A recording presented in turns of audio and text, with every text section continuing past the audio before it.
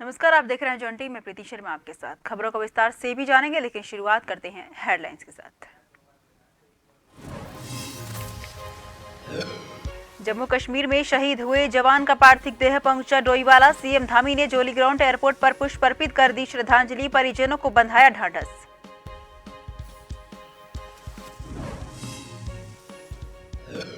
हरिद्वार में दिव्य आध्यात्मिक महोत्सव का दूसरा दिन। केंद्रीय रक्षा मंत्री राजनाथ सिंह और लोकसभा अध्यक्ष ओम बिरला ने की शिरकत। सीएम धामी ने किया स्वागत।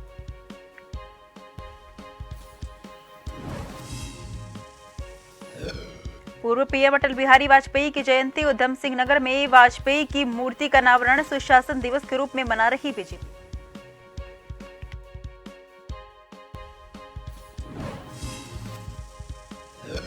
उत्तराखंड में बड़ी ठिठुरन। कोहरे और पाला से जनजीवन बेहाल। चोटियों पर बेहद हल्का हिमपात। ज्यादातर क्षेत्रों में मौसम शुष्क।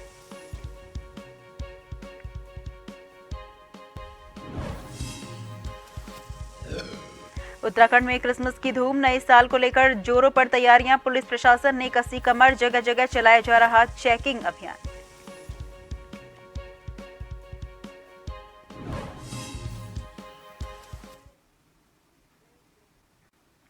मुख्यमंत्री धामी ने जोली ग्राउंड एयरपोर्ट पहुंचकर जम्मू कश्मीर में मां भारती की सेवा करते हुए अपना सर्वोच्च बलिदान देने वाले सैन्य भूमि उत्तराखंड के 2 वीर सपूतों कोटद्वार निवासी राइफलमैन गौतम कुमार और चमोली के वीरेंद्र सिंह के पार्थिव शरीर पर पुष्प अर्पित कर श्रद्धांजलि दी। मुख्यमंत्री धामी ने कहा कि राष्ट्रीय रक्षा हेतु आपके द्वारा दिया गया बलिदान सदैव हम सभी को राष्ट्र सेवा के लिए प्रेरित करता रहेगा। साथ ही शहीदों परिजनों को भी उन्होंने ढांढस बंधाया।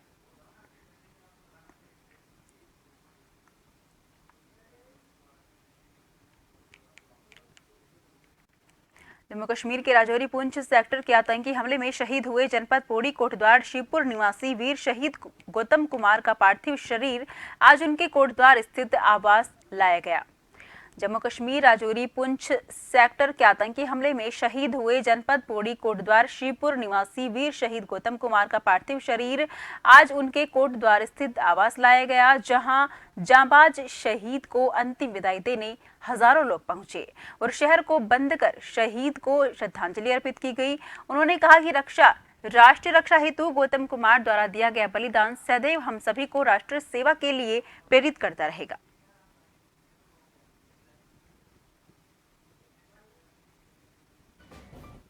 गौतम कुमार की ने आज सर्वोच्च बलिदान दिया है। देश के लिए उन्होंने अपनी जान न्यौछावर की है। जहां हम एक माँ के लिए दुखी हैं, एक बहन के लिए दुखी हैं, एक भाई के लिए दुखी हैं, वहीं कोटद्वार का सीना गर्व से फूल रहा है, क्योंकि एक 28 साल के नौजवान ने इस देश के लिए अपनी जान न्यौछावर की है। सर्वोच्च बलिदान है। तो जहां एक तरफ गर्व का अनुभूति है कि कोटद्वार में शहीद लौटा है, अपनी जान देकर लौटा है, वहीं परिवार दुखी है, परेशान है, लेकिन वो भी समझता है कि उनके बच्चे ने देश के लिए अपनी कुर्बानी दी है। प्रशासन की तरफ से श्रद्धा सुमन अर्पित करने के लिए पुलिस और प्रशासन के सारे अधिकारी यहाँ अभी मौजूद हैं और गौतम जिन्होंने अपना सर्वस्व बलिदान इसमें दिया है राष्ट्र की सेवा में, तो उनके उस पर हमें गर्व भी है। और ये एक वैसी दुखद घड़ी है जिसमें हम परिवार के साथ में हैं और ईश्वर उनको साहस और शक्ति दे इस बड़े अपूर्णीय क्षति को। रक्षा मंत्री राजनाथ सिंह हरिद्वार के हरिहर आश्रम पहुंचे। 3 दिवसीय चल रहे दिव्य आध्यात्मिक महोत्सव में प्रतिभा कर रहे हैं। रक्षा मंत्री के दौरे को लेकर चप्पे चप्पे पर पुलिस की पैनी नजर है। हरिद्वार पुलिस ने सुरक्षा के पुख्ता इंतजाम किए हैं। इस दौरान लोकसभा अध्यक्ष ओम बिरला, बाबा रामदेव समेत साधु संत भी मौजूद रहे।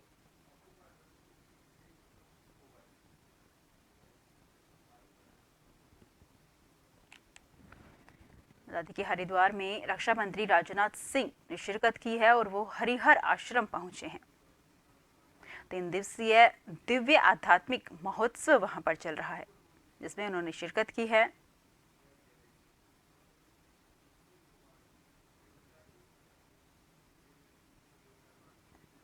हरिद्वार में 3 दिवसीय महोत्सव चल रहा है, दिव्य आध्यात्मिक महोत्सव वहां पर चल रहा है, जिसमें राजनाथ सिंह ने शिरकत की है।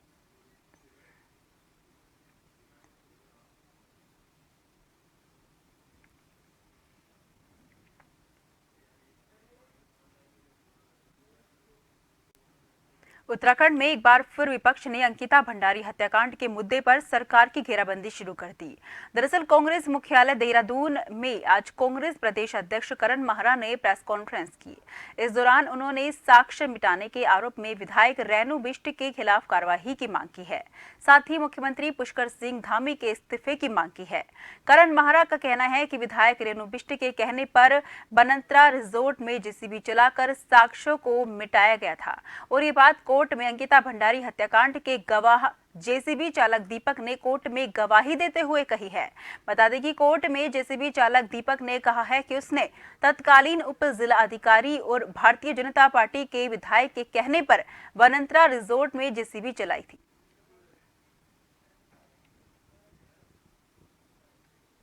ये कानून में निहित है कि अगर कोई बड़ा जघन्य अपराध होता है, उसके सबूतों के साथ अगर कोई छेड़छाड़ करता है तो 201 के तहत और 120 बी के तहत उसके खिलाफ मुकदमा दर्ज होता है, क्योंकि अपराध करने वाला भी उतना ही बड़ा अपराधी है जितना अपराध को छिपाने के लिए उसके सबूतों के संग छेड़छाड़ करने वाला। मुख्यमंत्री को, वर्तमान डीजीपी को, एसडीएम को और रेणु बिष्ट को, ये तीनों चारों, 2 के लिए तो खैर गवाही खुद डोजर ऑपरेटर ने दे दी। 2 के जो ट्विटर मैंने आप लोगों को दिखाए हैं अभी, जिसमें स्वयं मुख्यमंत्री जी अपने हैंडल से डाल रहे हैं कि हमने तोड़वा दिया है। उधम सिंह नगर में पूर्व पीएम स्वर्गीय अटल बिहारी वाजपेयी की जयंती को सुशासन दिवस के रूप में मनाया गया है। बता दें कि सीएम पुष्कर सिंह धामी ने वाजपेयी की मूर्ति का अनावरण किया। इस दौरान कई मंत्री और विधायक मौजूद रहे।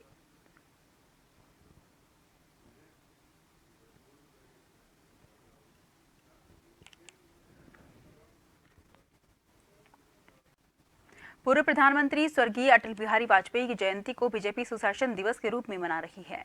इसी के तहत बीजेपी प्रदेश मुख्यालय में गोष्ठी का आयोजन किया गया।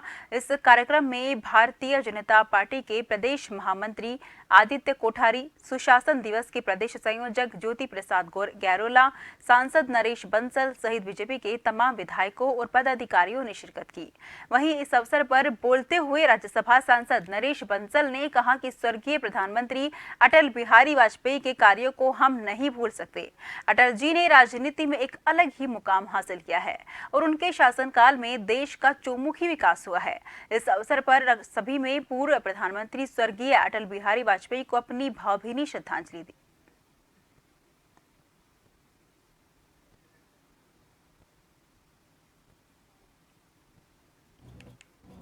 के स्वर्गीय श्री अटल बिहारी वाजपेयी जी प्रेरणा स्रोत हैं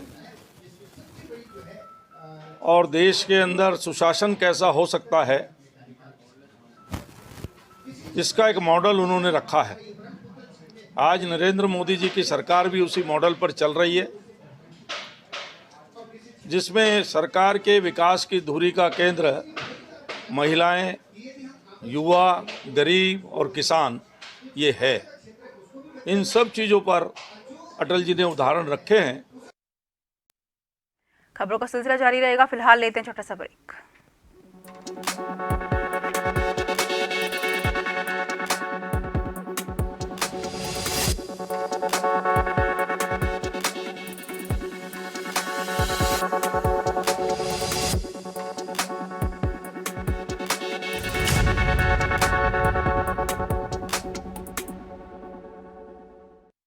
जैसे जैसे उत्तराखंड में नए अवसर बन रहे हैं, वैसे वैसे अनेक साथी गांव लौटने लगे। डबल इंजन सरकार का प्रयास है कि गांव वापसी का ये काम तेजी से हो।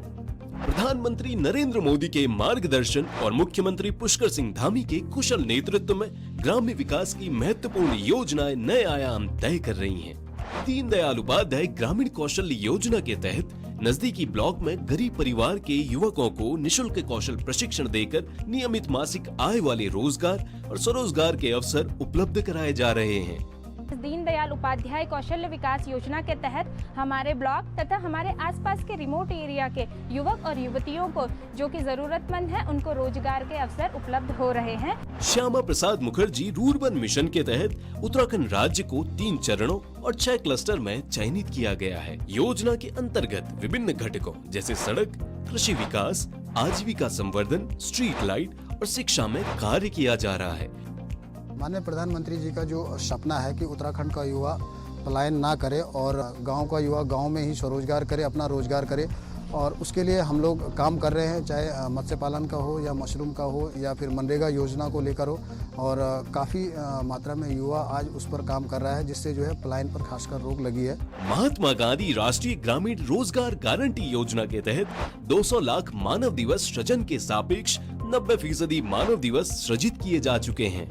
प्रधानमंत्री आवास योजना के तहत ग्रामीण योजना के अंतर्गत सभी बेघर, कच्चे और टूटे हुए मकान वाले परिवारों को वर्ष 2024 तक बुनियादी सुविधाओं के साथ पक्का आवास उपलब्ध कराने का लक्ष्य रखा गया है। प्रदेश के अंतिम छोर तक बह रही है विकास की बयार, उन्नति का संकल्प निभा रही है डबल इंजन की सरकार। मुख्यमंत्री पुष्कर सिंह धामी ने युवाओं को एक और सौगात दी है। उच्च शिक्षा में होनहारों का प्रदर्शन बेहतर हो, रिसर्च को बढ़ावा मिले, टॉपर्स प्रतियोगी परीक्षाओं की तैयारी कर सके। इस उद्देश्य से सरकारी और सहायता प्राप्त डिग्री कॉलेजों के विद्यार्थियों के लिए मुख्यमंत्री मेधावी छात्र पुरस्कार योजना शुरू की गई है। ग्रेजुएशन में प्रथम आने पर एक मुश्त 50,000 रुपए, द्वितीय आने पर 30,000 रुपए और तृतीय आने पर 15,000 रुपए की पुरस्कार राशि प्रदान की जा रही है। पोस्ट ग्रेजुएशन में प्रथम आने पर 75,000 रुपए, द्वितीय आने पर 60,000 रुपए और तृतीय आने पर 30,000 रुपए का पुरस्कार प्रदान किया जाएगा। योजना के लागू होने के बाद होनहार युवाओं में आशा की एक नई रोशनी जागी है। उससे उसकी आगे पढ़ाई करने में मदद होगी और किसी को अगर कुछ और करना है तो उसमें भी उसको मदद मिलेगी। तो ये सरकार की उससे बहुत अच्छा हुआ है। और जैसे कि बुक्स हो गई और मतलब ऐसे खर्चे जो लोग ज़्यादातर अफोर्ड नहीं कर पाते, वो बच्चा अपना आप कर सकता है। सबसे बड़ा फ़ायदा यह है कि जैसे बुक्स का खर्चा एक स्टूडेंट उठा सकता है, छात्रवृत्ति मिलने से कोचिंग ले सकता है, ऑनलाइन कोचिंग ले सकता है। स्टूडेंट्स के लिए दी जाए छात्रवृत्ति, ये बहुत अच्छी बात है, उनका हमें पूर्ण रूप से धन्यवाद करना चाहिए।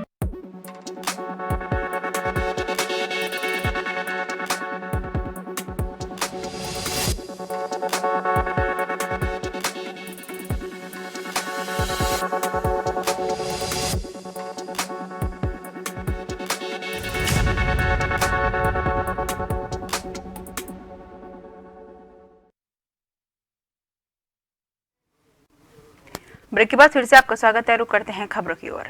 बीजेपी ने सुशासन दिवस के रूप में मनाए पूर्व प्रधानमंत्री स्वर्गीय अटल बिहारी वाजपेयी की जयंती। 25 दिसंबर को देश के पूर्व प्रधानमंत्री भारत रत्न स्वर्गीय अटल बिहारी वाजपेयी की जयंती को बड़े धूमधाम से मनाया गया और बीजेपी कार्यकर्ताओं ने इसको सुशासन दिवस के रूप में मनाया। आज भारत रत्न पूर्व प्रधानमंत्री श्रद्धेय श्री अटल बिहारी वाजपेयी जी की जयंती को भाजपा द्वारा सुशासन दिवस के रूप में प्रत्येक बूथ स्तर पर इस कार्यक्रम को मनाया गया और ऐसे एक संगठनकर्ता और कुशल एक कवि भारत रत्न श्रद्धेय अटल जी की जयंती के शुभ अवसर पर विभिन्न हमारे बूथ स्तर पर गोष्ठियों का आयोजन किया गया और निश्चित रूप से जो उनके आदर्श और उनके चले हुए रास्ते पर चलकर आज भारतीय जनता पार्टी निश्चित रूप से विश्व की सबसे बड़ी पार्टी के रूप में उभरी है। कॉर्बेट नगरी रामनगर टांडा चौराहे पर सांसद प्रतिनिधि इंदर रावत ब्लॉक प्रमुख रेखा रावत के नेतृत्व में क्षेत्र के जनप्रतिनिधि महिलाओं ने कुमाऊनी परिखान के साथ अक्षत कलश यात्रा का पुष्प वर्षा कर स्वागत किया। श्री राम जन्मभूमि अयोध्या से आए पूजित अक्षत कलश की शोभा यात्रा निकाली गई। स्थानीय महिलाओं लोगों ने पुष्प वर्षा कर जय श्री राम के नारे के साथ स्वागत किया। महिलाओं स्थानीय लोगों में काफी उत्साह दिखाई दिया। इस मौके पर रामनगर विधायक दीवान सिंह बिष्ट, ब्लॉक प्रमुख रामनगर रेखा रावत, सांसद प्रतिनिधि इंदर वहां पर मौजूद रहे।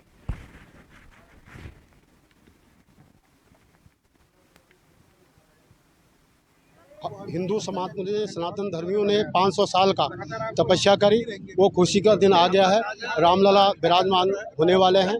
आज जैसा कि राम वहाँ अयोध्या से अक्षत पूरे भारत के कोने कोने में जाएंगे और उसके बाद इन अक्षतों को प्रत्येक घर में प्रसाद के रूप में वितरण किया जाएगा। आज बहुत अच्छा लग रहा है और मैं यही संदेश देना चाहूँगा सभी मित्रों को कि 21, 22, 23, 24 4 दिन हमको दिवाली के रूप में बनाना चाहिए, जिस दिन राम जी का लोकार्पण है। धन्यवाद। जय श्री राम। अयोध्या में राम मंदिर का एक तल बनकर तैयार हो चुका है और उसमें 22 जनवरी को भगवान राम, लक्ष्मण और माता जानकी जी की मूर्ति स्थापित कर प्राण प्रतिष्ठा होने जा रही है, जिसके लिए अब डोईवाला में अक्षत कलश अयोध्या से लाकर घर घर कार्यक्रम का आमंत्रण दिया जा रहा है।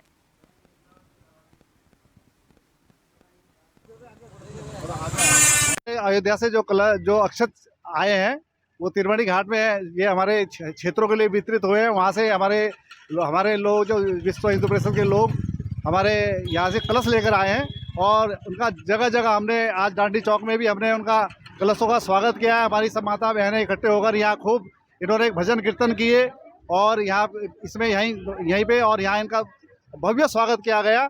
और आगे राम जी की जो हमारी यात्रा हमारी है वो हमारी बहुत आगे तक जाएगी। और अब पहली बार हमारे क्षेत्रवाद हमारी पीढ़ी को पहली बार ये हमें सौभाग्य है कि हमें जो आज हमारे सामने ये राम मंदिर बनने जा रहा है। चमोली के नारायण बगड़ और ग्राम हरमनी में श्री गंगा सेवा समिति ने राष्ट्रीय विज्ञान और प्रौद्योगिकी संचार परिषद द्वारा वित्त पोषित कार्यक्रम विज्ञान द्वारा संचार पर शिक्षक विज्ञान वार्ता का शुभारंभ प्रधानाध्यापक SL कोबियाल ने किया। प्रशिक्षण का उद्देश्य पहाड़ी क्षेत्रों में स्वास्थ्य जोखिम तैयारियों और प्रभावी जोखिम संचार के लिए शिक्षकों को ज्ञान और कौशल वृद्धि कर संभावित जोखिम के लिए तैयार करना है।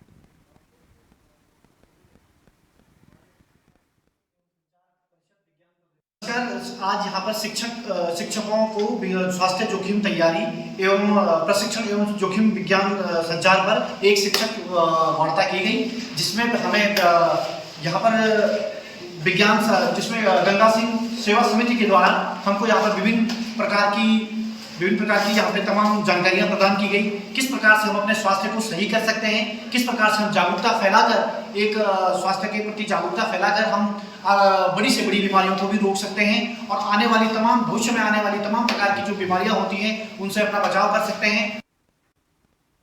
पौड़ी के 15 विकास खंडों में एकेश्वर विकास खंड अपनी अलग ही पहचान रखता है, जो वीर बाला तिलू रोतेली के जन्मभूमि रही है। एकेश्वर विकास खंड और वीर बाला तिलू रोतेली की जन्मभूमि होने के कारण यशस्वी प्रधानमंत्री नरेंद्र मोदी और मुख्यमंत्री पुष्कर सिंह धामी का खासा ध्यान रखता है।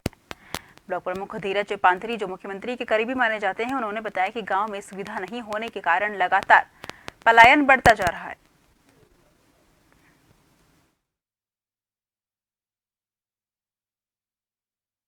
माननीय प्रधानमंत्री जी ने तो जो है ऐतिहासिक गरीबों के लिए काम किए, चाहे स्वच्छता मिशन पे कहें, अपने निःशुल्क खाद्यान्न की बात करता हूं मैं, 2030 तक माननीय मोदी जी के द्वारा हम लोगों को जो है निःशुल्क खाद्यान्न उपलब्ध कराया जा रहा है। भारत आयुष्मान कार्ड, जिसमें कि 5 लाख तक का इलाज जो है फ्री है। हमारे सरकार के द्वारा, उत्तराखंड सरकार के द्वारा जो बचे हुए थे सारे प्रदेश में जो है आयुष्मान कार्ड बना दिए हैं। मैं धन्यवाद देता हूँ सरकार के द्वारा, जो है माननीय मोदी जी के द्वारा। जिन लोगों के पास हमारे जो है आवास नहीं थे, तो 350 आवास तो विकास खंड एकेश्वर में प्रधानमंत्री आवास जो है हमको मिले। मेरा जो मानना है कि हमारे एकेश्वर ब्लॉक वैसे तो पहले से ही काफ़ी एक्टिव हमारा एकेश्वर क्षेत्र रहा है, लेकिन बहुत सारी कमियां यहाँ पर थी।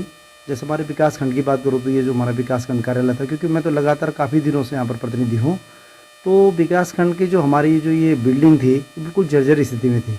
आज इस बिल्डिंग में देखो कि भव्य इमारत है और सब लोगों को बैठने में अच्छी सुविधा मिल रही है। तो मैं यही कहना चाहता हूँ कि ये मनरेगा भवन हमारा बहुत अच्छा भवन बना है। और बाकी योजनाओं की बात करूँ मैं कि जैसे हम लोगों के यहाँ सड़कों की स्थिति बड़ी ख़राब थी, और अब जब मैं अपने ग्राम सभा की बात करूँ तो मेरे यहाँ 2 सड़कें हैं, और दोनों सड़कें जो PMGSY में दोनों स्वीकृत हो चुकी हैं, उनका टेंडर हो चुका है। टनकपुर में नए साल पर पूर्णागिरि धाम में आने वाले श्रद्धालुओं के लिए टैक्सियों की व्यवस्था को लेकर टैक्सी यूनियन की बैठक हुई। आगामी 31 दिसंबर और न्यू ईयर को भारी संख्या में टनकपुर पूर्णागिरि धाम दर्शन करने आने वाले श्रद्धालुओं के लिए टैक्सी वाहनों की व्यवस्था को लेकर टनकपुर टैक्सी यूनियन की बैठक यूनियन कार्यालय में संपन्न हुई।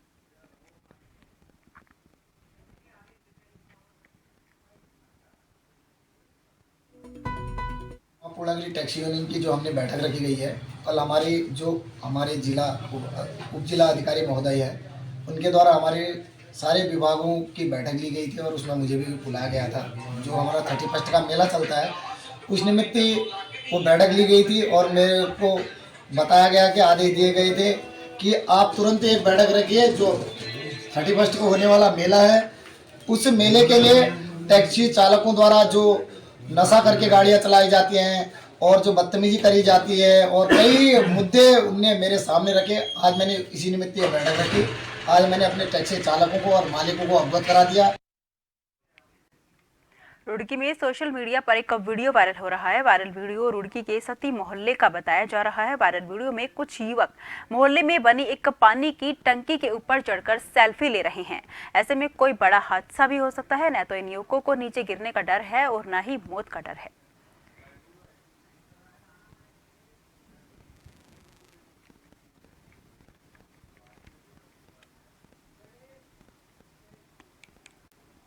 क्रिसमस डे पर्व को काफी उत्साह के साथ मनाया जा रहा है, तो वहीं उत्तराखंड के जनपद चंपावत में सीमांत क्षेत्र टनकपुर में भी क्रिसमस डे को हर्षोल्लास के साथ मनाया गया। इस दौरान टनकपुर में स्थित संत फ्रांसिस जेवियर चर्च और मैथोडिस्ट चर्च में सुबह से ही बच्चे, महिलाएं, बुजुर्ग की भीड़ लगने लगी है। ईसाई समुदाय के लोगों ने भी यहाँ पर शिरकत की है।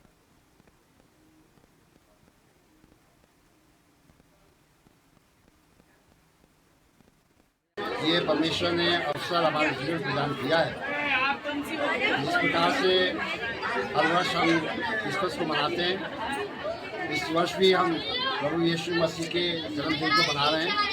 और प्रभु यीशु मसीह इस धरती पर 2000 साल पहले मानव रूप धारण करके पापों को, जो मनुष्य पाप से नाश हो रहे हैं, नाश होने से बचाने के लिए प्रभु यीशु मसीह जगत में आज प्रभु यीशु मसीह का जन्म हुआ था और हम क्रिसमस इसीलिए सेलिब्रेट करते हैं कि सिर्फ दिखाने के लिए नहीं, मगर अपने अंदर मसीहत ही जन्म देते हैं। जो उसका तरीका था प्रभु यीशु मसीह का एक वे ऑफ लिविंग, कि वो कैसे रहता, कितनी नम्रता, दीनता के साथ सबको अपने जैसा प्यार करना, वो प्यार, वो भाईचारा, वो सब हमारे अंदर भी चला। फिलहाल के लिए मुझे दीजिए इजाजत। देश भर की तमाम खबरों के लगातार देखते रहिए जय हिंद।